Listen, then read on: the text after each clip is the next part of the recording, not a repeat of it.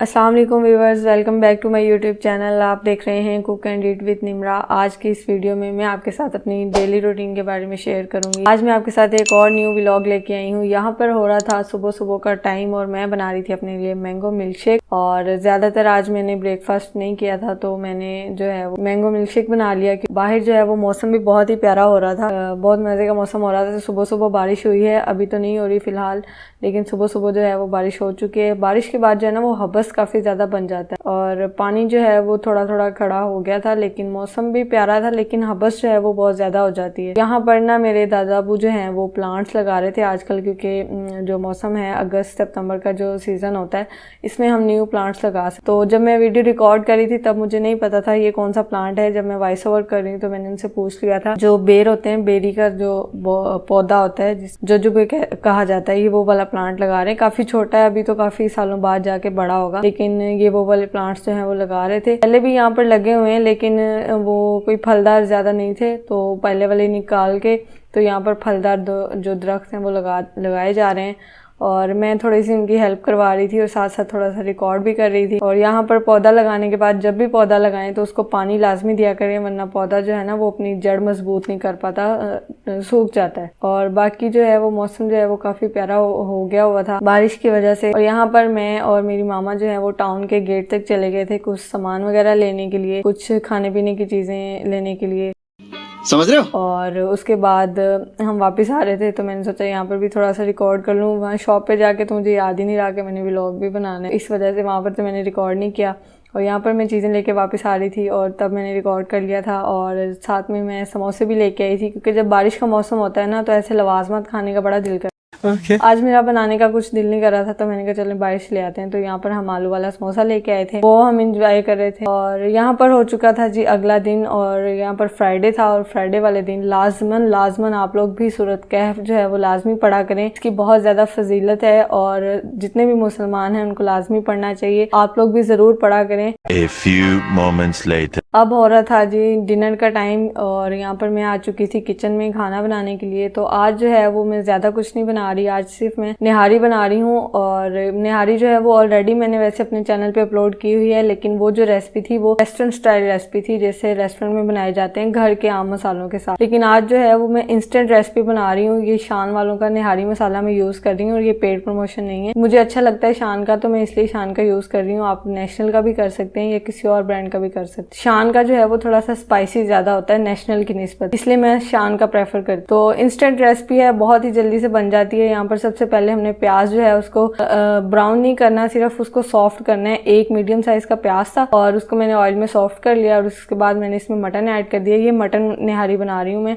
आप चिकन या बीफ में भी बना सकते हैं। और उसके बाद हमने मटन को अच्छे से भून लेना है। और यहाँ पर जो शान का निहारी मसाला है इसको हमने पानी में ऐड कर देना है, और डायरेक्ट नहीं ऐड करना मटन के अंदर, क्योंकि मसाला जो है ना वो जलना शुरू हो जाता है और फिर हमें एक्स्ट्रा से पानी ऐड करना पड़ता है। मैं क्या करती हूँ कि पहले मैं पानी में इसको अच्छे से मिक्स कर लेती हूँ, उसके बाद मैं इसको मटन में या चिकन में ऐड करती हूँ। अगर हम डायरेक्ट ऐड कर दें ना तो मसाला जलने लग जाता है, फिर हमें पानी और ऐड करना पड़ता है, उसका हिसाब नहीं रहता। इसलिए मैं पहले पानी में मिक्स कर लेती हूँ मसाले को और फिर उसमें ऐड कर देती हूँ। तो इस तरीके से मसाला जो है वो जलता भी नहीं है और जले हुए की स्मेल भी नहीं आती। यहाँ पर मैंने पहले थोड़ा सा मसाला डाला था, उसको मिक्स कर लिया, बाकी भी डाल दूंगी और इसको अच्छे से मिक्स कर लूंगी। और जो मटन है वो ऑलमोस्ट भूनने वाला हो चुका है, इनके भून चुका है। तो अब हम जो मसाला हमने मिक्स करके रखा था वो इसमें ऐड कर देंगे। ऐसा करने से क्या होता है कि बहुत ही ईजी से मिक्स हो जाता है और बहुत ईजी से इसकी भुनाई भी हो जाती है। अगर हम पहले मसाला ऐड कर दें और बाद में पानी ऐड करें ना तो वो फिर मसाला जो है वो जल जाता है। तो जले हुए की स्मेल आने से बेहतर है कि हम पहले इसको पानी में हल कर लें और उसके बाद हम इसको ऐड कर दें। ये जो रेसिपी है ये मैंने लास्ट वीक बनाई थी, यानी कि ईद के बाद का जो वीक था तब मैंने ये वीडियो सारी रिकॉर्ड की थी, लेकिन किसी टेक्निकल इशू की वजह से मैं अपलोड नहीं कर सकी। तो आप लोग ये मत समझिएगा कि अभी तक मैं वो ईद वाला गोश्त ही बनाई जा रही हूँ, ऐसा नहीं है। गोश्त बिल्कुल ख़त्म हो चुका है। ये रेसिपीज़ मैंने पहले की रिकॉर्ड की पड़ी हैं, वो मैं अपलोड अब कर रही हूँ, क्योंकि मेरे लैपटॉप का कुछ इशू हो गया था जिसकी वजह से मैं अपलोड नहीं कर सकी टाइम पे। तो मैं वही वाले व्लॉग्स जो हैं वो अब इंशाल्लाह रेगुलरली अपलोड करूँगी। करूंगी। यहाँ पर मैंने इसको भुनाई करके इसमें पानी ऐड कर दिया था और थोड़ा सा कवर कर दिया था ताकि पानी को बॉयल आ जाए। अगर हम पहले ही पानी ऐड करके डायरेक्ट जो है ना वो प्रेशर कुकर लगा दें तो जो इस तरीके से तरी है ना इसके अंदर मिक्स हो जाती है। हमने इसको बॉयल इसलिए दिया है ताकि इसके ऊपर से ये जो तरी है, ये जो ऑयल है ना, ये सेपरेट हो जाए। अब ऑयल जो है वो सेपरेट हो चुका है तो इसको हम निकाल लेंगे, और वो हम क्यों निकालेंगे वो भी मैं आपको आगे चल के बताती हूँ कि मैंने यहाँ पर तरी क्यों निकाली थी।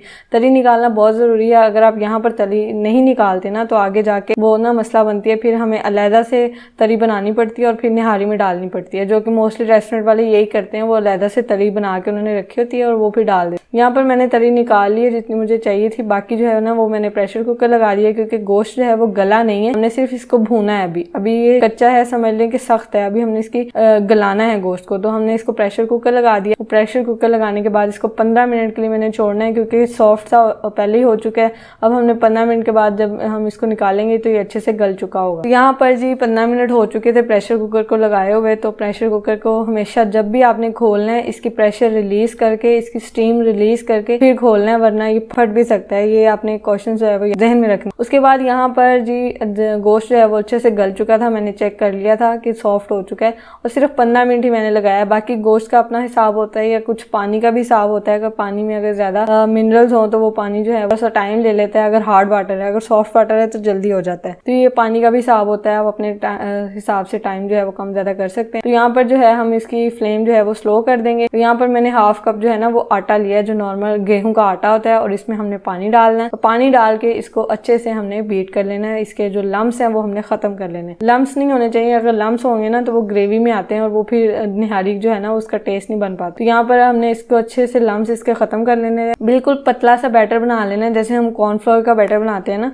तो वो हमने बना लेना है। और यहाँ पर जब इस तरीके से पानी जो है वो पकना शुरू हो जाए, अब देखें मैंने वो तरी निकाली थी और वो इसी वजह से निकाली थी। अगर हम तरी ना निकालते और यहाँ पर पानी जब पकना शुरू हो जाए तो उसके बाद तरी जो है ना वो ऊपर नहीं आती। अब जब हम इसमें आटा ऐड कर देंगे तो वो बिल्कुल नहीं आएगी, इसलिए हमने तरी सेपरेट निकाल के रखी थी। अगर हम पहले प्रेशर लगाने से पहले तरी निकाल लें तो वो हमारे लिए फायदेमंद है। अगर आप नहीं निकाल पाती फिर आपको एक्स्ट्रा बना के डालनी पड़ती है। तो अब मैंने जो है वो आटा जो है वो इसके अंदर डाल दिया है। जितना थिक मुझे रखना था मैंने उतना डाल दिया। अगर आपको ज्यादा थिक रखना है तो आप इसमें ज्यादा भी डाल सकते हैं, लेकिन मेरे घर में ना ज्यादा थिक नहीं पसंद की जाती। वो कहते हैं कि वो फिर वो सिरिलैक टाइप बन गया हुआ है, तो थोड़ा सा पतला रखा जाता है, इसलिए मैंने आटा डाला है। अगर ज्यादा आपको गाढ़ी पसंद है तो आप ज्यादा भी डाल सकते हैं। फ्लेम हाई नहीं करनी, स्लो फ्लेम के ऊपर हमने इसको 15 मिनट के पकाना है ताकि आटे का कच्चापन जो है ना वो खत्म हो जाए। तो यहाँ पर जी 15 मिनट हो चुके हैं इसको पकते हुए और मैंने वो जो तरी निकाल के रखी थी ना वो मैंने इसके अंदर ऐड कर दी थी। और उसके बाद अब मैंने इसकी फ्लेम जो है वो स्लो कर दी थी ताकि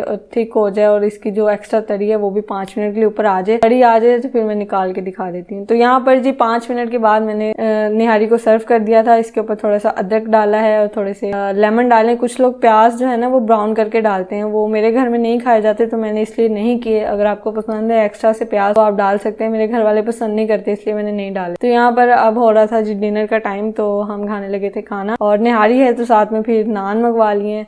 वैसे ज्यादातर तंदूरी रोटी मंगवाई जाती है लेकिन आज नहीं मिली तंदूरी रोटी तो हमने नान मंगवा लिए थे। 1000 years later. यहाँ पर जी अगली सुबह हो चुकी थी और वैसे मैंने व्लॉग वहीं पर एंड करना था लेकिन ये वाला मैंने नेक्स्ट व्लॉग बनाया था तो मैंने उसका आउटरो नहीं डाला था तो मैंने इसमें ही ऐड कर दिया। यहाँ पर मेरे पास जो कल वाले नान मंगवाए थे वो ही नान बचा हुआ था तो वो हाफ नान मैंने ले लिया और साथ में चाय का कप है। यहाँ पर मैं करूंगी अब नाश्ता और इसी के साथ मैं आज का व्लॉग करती हूँ खत्म। अगर आपको मेरा ये व्लॉग पसंद आया और अगर आप चाहते हैं कि मैं रेसिपीज के साथ साथ व्लॉग भी ऐड करूँ तो मुझे कमेंट सेक्शन में जरूर बताएं। आप लोग सिर्फ रेसिपी चाहते हैं या व्लॉग भी साथ चाहते हैं। और इसके अलावा अगर आपने मेरे चैनल को अभी तक सब्सक्राइब नहीं किया हुआ तो मेरे चैनल को जरूर सब्सक्राइब कर दें, बेल आइकन के बटन को लाजमी प्रेस कर दें ताकि आने वाली हर वीडियोस के नोटिफिकेशन आपको टाइम पे मिल सकें। और इसके अलावा अगर आपने मुझे इंस्टाग्राम पे भी फॉलो नहीं किया हुआ तो मुझे इंस्टाग्राम पर भी लाजमी फॉलो कर लें। वहाँ पर मेरी काफी सारी स्टोरीज लगती रहती हैं मेरे चैनल को लेके या व्लॉगिंग के रिलेटेड, तो आप लोग उसे भी मिस मत करिएगा। Thank you, Allah Hafiz.